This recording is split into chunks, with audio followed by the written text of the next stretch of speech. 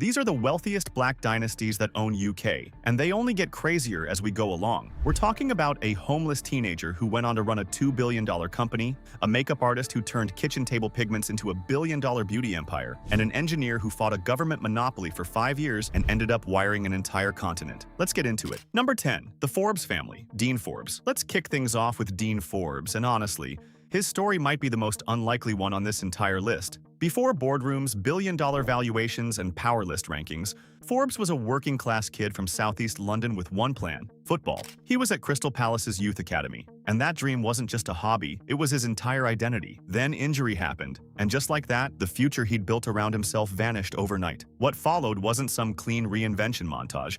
Forbes took a hard fall, debt stacked up, pressure mounted, and at 2 separate points in his life, he found himself homeless. This wasn't a temporary setback dressed up as motivation. This was survival. At just 17, he took a telesales job at Motorola with no grand vision attached, purely to keep going. But here's the twist. That cold call job turned out to be the spark he never saw coming. Somewhere between quotas and rejection, Forbes realized he had a natural instinct for business, systems, and leadership that felt just as sharp as football once did. From there, his rise through London's tech world became relentless. At enterprise software firm Primavera, he became instrumental in scaling the company internationally, a run that ended with a $550 million acquisition by Oracle, while Forbes was still only 29. That wasn't a fluke. As CEO of KDS, he led the company to a major exit with American Express. At Core HR, he ran the same playbook and steered it toward acquisition by the Access Group. Today, Forbes sits at the top of Fortero, a European enterprise software company valued at roughly $2 billion, placing him among a very small group of black executives globally leading companies at that scale. Alongside his wife Danielle, he runs the Forbes Family Group, a non-profit focused on opening doors for young people from underrepresented backgrounds. Named the UK's most influential black person in 2025, Dean Forbes represents a very London kind of power: quiet, operational, and built the absolute hard way. Up next, we have a name that doesn't need any introduction, but his backstory is something worth paying attention to. Number 9. The Joshua family. Anthony Joshua. Most people assume Anthony Joshua grew up inside boxing gyms, surrounded by championship belts and coaches who spotted him early. The reality is the complete opposite. Raised in Watford by Nigerian parents, Joshua's early athletic promise leaned toward football and track. Boxing didn't even enter the picture until he was 18, an age when most champions are already years deep into the craft. What happened after that, though, was nothing short of explosive. Within just a few years, Joshua tore through the amateur ranks and delivered a career-defining moment at the London 2012 Olympics, winning gold and becoming a national star almost overnight. That victory didn't just launch a boxing career, it created a brand. His professional fights quickly turned into global events, with fight purses climbing as high as $50 million per bout. But here's what most people miss. The real intelligence behind the Joshua family fortune showed up outside the ring. Rather than letting sponsors and promoters control the narrative, the family built infrastructure. A JBXNG gave Joshua direct access to lifestyle and apparel revenue, while 258MGT kept his career management and the earnings tied to it firmly in-house. This wasn't about boxing money, it was about ownership, and that distinction matters enormously. London remains central to all of it. Joshua maintains residences in North London and near Watford, with his brand operations deeply rooted in the UK. The family has invested heavily in British real estate and branched into global assets, including a stake in an investment group backing Formula One's Alpine team. A clear signal that this wealth is being deliberately structured for longevity. With an estimated net worth between $150 and $195 million, the Joshua family stands as a rare example of an athlete who didn't just win big, but built smart. In a city where sporting fame often fades faster than the money, Anthony Joshua turned championship success into a lasting family enterprise. An Olympic gold medal was just the starting gun, because next up, we have someone who turned a Formula One seat into a global dynasty. Number 8. The Hamilton family. Sir Lewis Hamilton. Lewis Hamilton's rise is inseparable from London, not just as a place, but as a proving ground. Growing up in Stevenage, just outside the capital, his world revolved around racing circuits and a family willing to sacrifice everything for a dream that felt almost impossible. His father, Anthony, famously worked multiple jobs to fund Lewis's karting career, turning weekends into investments and sheer belief into fuel. London became the launchpad where that talent finally met real opportunity. From junior racing to Formula One, Hamilton didn't just arrive, he reshaped what was expected of a driver at that level. His success on the track translated into staggering staggering earnings, with championship bonuses,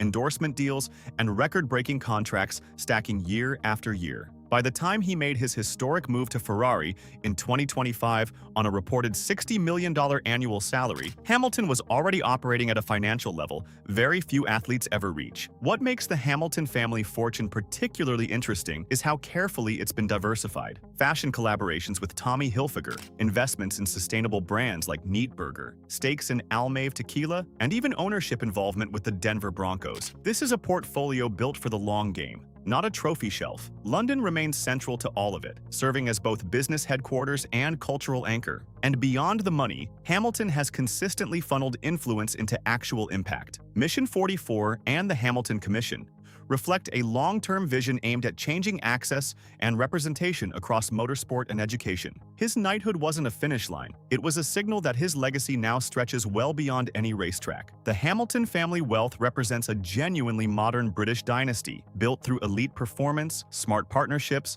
and a clear understanding that global influence still needs a home base. For Lewis Hamilton, London remains that base. Always. 7-time world champion, Knight of the Realm, and Denver Broncos co-owner. Not bad for a kid from Stevenage. Let's move to number 7. Number 7. The Moran family. Valerie Moran. Valerie Moran's family didn't arrive in London chasing headlines or hype.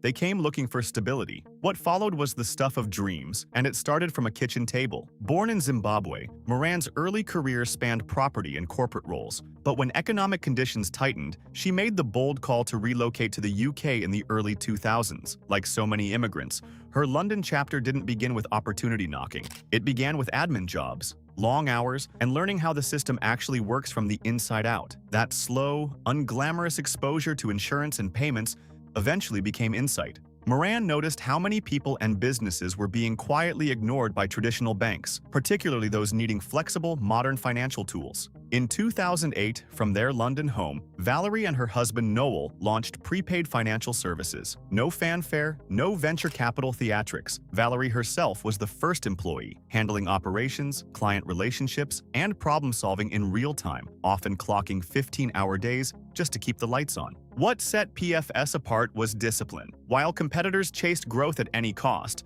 Moran focused on execution, feedback, and regulatory strength inside the UK's tightly governed fintech environment. That quiet approach worked spectacularly well. PFS grew into a European payments powerhouse, turning a profit for 10 consecutive years and expanding steadily across markets that big banks consistently overlooked. The payoff arrived in 2020, when Australian fintech firm EML Payments acquired PFS for $327 million. The Moran family held an extraordinary 81.5% stake, with Valerie personally owning 16.3%, instantly placing her among the wealthiest black women in Britain. Her inclusion on the Sunday Times Rich list marked a historic first, but the real legacy runs deeper than any headline. Valerie Moran proved that London fintech success doesn't always come from loud founders or viral apps. Sometimes it's built quietly, from kitchen tables, long nights, and a flat refusal to cut corners. Next up, a man who spotted a broken system and built a billion-dollar fix. Number 6. The Ahmed family. Ismail Ahmed. Ismail Ahmed's path to wealth was shaped by something deeply personal: the lived experience of being part of London's global diaspora, where money doesn't just circulate locally but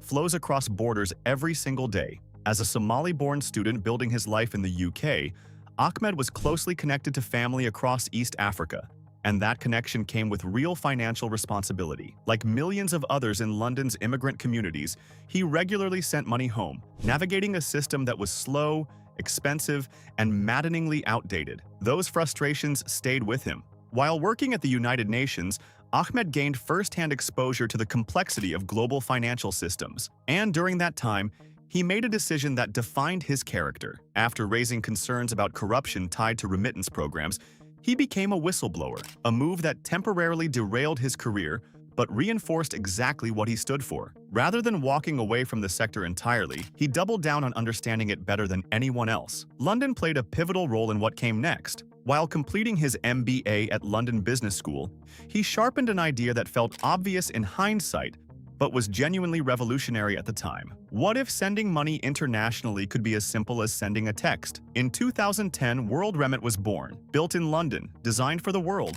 and mobile first before that term was even fashionable. It slashed costs, cut out unnecessary intermediaries, and gave millions of people a faster, fairer way to support their families abroad. Growth followed fast. World Remit scaled across Europe, Africa, and beyond, attracting millions of customers and significant venture capital. The company eventually crossed unicorn status, placing it among the UK's most remarkable fintech success stories. Ahmed retained a meaningful ownership stake, lifting his family's estimated wealth into the $200 to $450 million range. At its core, the Ahmed family's wealth reflects London's greatest strength: its role as a connector between worlds. World Remit didn't just move money, it reinforced economic ties between communities that traditional banking had written off entirely. Now we move from global money transfers to the quiet titan of London's private equity world. Number 5. The Buffini family. Sir Damon Buffini. Sir Damon Buffini represents a kind of British wealth that operates with precision rather than publicity. And honestly, that's exactly what makes him fascinating. Raised in Leicester by his single mother, Buffini's early years were grounded in discipline and sharp academic focus, qualities that carried him from grammar school into Cambridge University and then on to Harvard Business School. That combination of elite British institutions and transatlantic credentials placed him in a very rare category of British financiers. London became the stage where that influence truly crystallized. Entering investment banking during a period of rapid financial expansion, he developed a reputation for strategic clarity and sharp judgment on complex deals. His defining moment came in the late 1990s, when he led a management buyout of Schroders' private equity arm and transformed it into what would become Permira. What he built from there was extraordinary. Under his stewardship, Permira evolved into one of Europe's most powerful private equity firms, growing assets under management from under $2 billion to more than $20 billion. The firm's fingerprints touched some of the UK's most recognizable brands, and within the City of London, Buffini became known as a trusted architect of large-scale, high-stakes deals. His estimated personal fortune sits around $200 million. Not the flashiest number on this list, but it reflects decades of consistent, deliberate performance rather than a single lucky windfall. And in finance, that consistency is everything. Beyond the money, Buffini embedded himself into Britain's cultural and institutional fabric in a way very few financiers ever manage. Chairing the Royal National Theatre, serving as deputy chair of the BBC board, and building the Buffini Chow Foundation, focused on education and access for young people, all reflect a man who understood that real influence lives beyond balance sheets. Knighted in 2016, Sir Damon Buffini's story is one of steady, relentless ascent at the very heart of British power. Up next, someone who turned the wreckage of a global financial crisis into $14 billion. Number 4. The Lewis family. Rick Lewis. Rick Lewis arrived in London with a sharp read on capital markets and an instinct for timing that most investors only develop after costly mistakes. When global markets reeled in the aftermath of the 2008 financial crisis, Lewis saw something that others were too rattled to recognize: that volatility creates some of the clearest buying opportunities imaginable. In 2009, right in the middle of the chaos, he founded Tristan Capital Partners in London and positioned the firm to acquire deeply undervalued real estate assets across Europe with a disciplined, data-driven approach. London quickly became the operational center of a rapidly growing real estate platform. Tristan Capital Partners didn't flip properties, they repositioned them, extracting long-term value through strategic redevelopment and patient asset management. The model worked remarkably well. Within a decade, the firm was managing more than $14 billion in assets, placing it firmly among Europe's most formidable real estate investment players. By 2019, Tristan Capital Partners had earned recognition as the largest Black-owned business in the UK, a milestone that spoke to both scale and sustained performance over time. That same year, Rick Lewis topped the Power list as the most influential person of African or Caribbean heritage in Britain, underscoring just how significant his impact on the UK's financial landscape had become. Alongside commercial success, Lewis built a parallel legacy through the London-based Black Heart Foundation, launching scholarship programs designed to remove barriers for talented students from underrepresented backgrounds. Hundreds of young people have accessed elite universities and professional careers through that initiative, a clear sign that for Lewis, wealth was always meant to function as a platform, not just a scoreboard. The Lewis family story is inseparable from London's role as a global property and financial hub. The city provided the infrastructure for scale. Rick Lewis supplied the vision. That combination built something that stands well beyond the financial crisis that accidentally made it possible. Now, from real estate empires to a beauty dynasty that started with pigments and a kitchen table. Number 3. The McGrath family.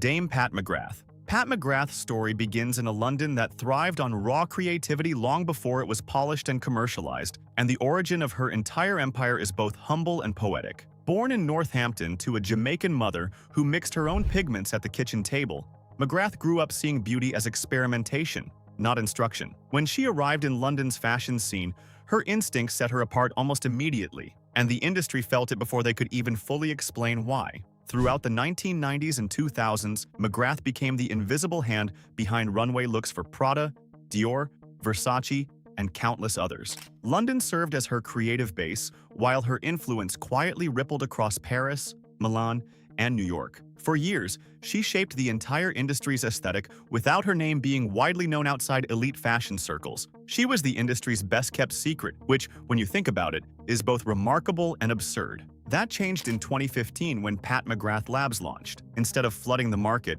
she introduced a single product, a gold pigment, released in a limited drop that sold out within minutes. The strategy felt more like a streetwear release than a cosmetics launch, and it worked brilliantly. London-based creative direction combined with digital hype turned the brand into a genuine cultural force almost overnight. By 2018, the company was valued at over $1 billion, making McGrath the first Black woman to lead a unicorn beauty brand, a historic milestone that had been a long time coming. While valuations have shifted since, her personal fortune remains substantial, with estimates sitting well into 9 figures. Her London presence continues to shape branding, creative direction, and industry partnerships across the globe. Her damehood in 2021 confirmed what the fashion world already knew. Pat McGrath didn't just sell makeup, she fundamentally changed how beauty is imagined, marketed, and celebrated. The McGrath family wealth is rooted in creativity, not inherited capital, and London was the city that allowed that creativity to scale into an empire. Ahead of the McGraths are 2 names that didn't just build wealth, they built infrastructure for entire nations. Let's look at them one by one. Number 2, the Ibrahim family, Dr. Mo Ibrahim. Mo Ibrahim's wealth story is deeply tied to London's role as a global business nerve center, and his trajectory is one of the most quietly extraordinary on this entire list. Trained as an engineer and seasoned at British Telecom,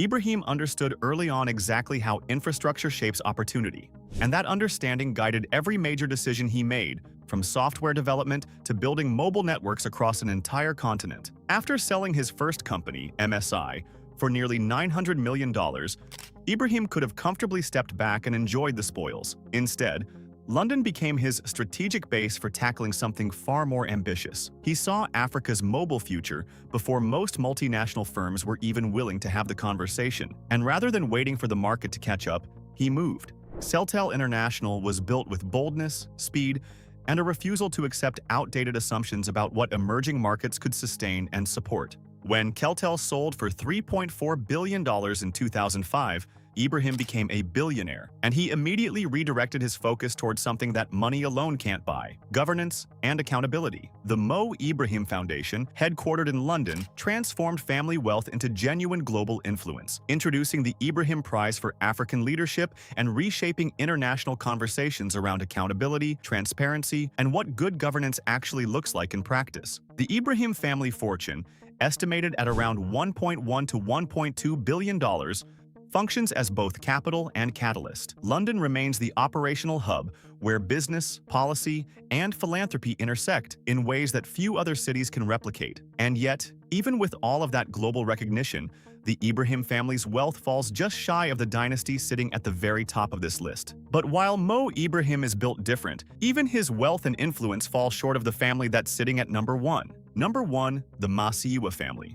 Strive Masiyiwa. Strive Masiyiwa is often called the richest Black man in London, and when you trace the full arc of what he's built, that title barely scratches the surface of what his story actually represents. Educated in the UK and trained as an engineer, Masiyiwa returned to Zimbabwe with a clear-eyed belief that connectivity could unlock economic growth at a scale no one was talking about yet. What followed was a 5-year legal battle against a government monopoly, fought largely through London-based legal and financial channels, that would have broken most people long before it was over. Masiyiwa stayed in the fight, and eventually, he won. When Econet Wireless finally launched, success came fast. But Masiyiwa had never been interested in building one company in one country. From London, he expanded across Africa, building networks, data centers, fiber infrastructure, and renewable energy platforms that stitched together economies which had long been operating in isolation. Today, his Cassava Technologies group operates at genuinely continental scale, partnering with global players like Google to deploy AI and cloud services across Africa. The scope of it is almost difficult to fully comprehend. London remains absolutely central to this empire, serving as a strategic base for governance, capital allocation, and global partnerships that span multiple industries and multiple continents. Masiyiwa sits on the boards of Netflix and the Gates Foundation, positioning his family at the precise intersection of technology, policy, and philanthropy in a way that very few people on Earth can claim. That level of access doesn't happen by accident. It's the result of decades of strategic relationship building at the highest levels of global influence. With estimated wealth ranging between $1.3 and $2.7 billion depending on market conditions, the Masiyiwa family stands as the richest black family connected to the UK, and the number only tells part of the story. Their Higher Life Foundation has supported hundreds of thousands of children through education initiatives, turning private wealth into public impact at a scale that most foundations spend lifetimes trying to reach. London provided the platform, Africa provided the mission, Strive, Masiyiwa supplied the vision. That combination built not only the largest fortune on this list, but one of the most meaningful and far-reaching legacies in modern global business, full stop. And those are the 10 richest black families owning London right now. Which one hit different for you? Drop it in the comments. And if you want more deep dives into the people quietly running the world's biggest cities, subscribe to Black Status.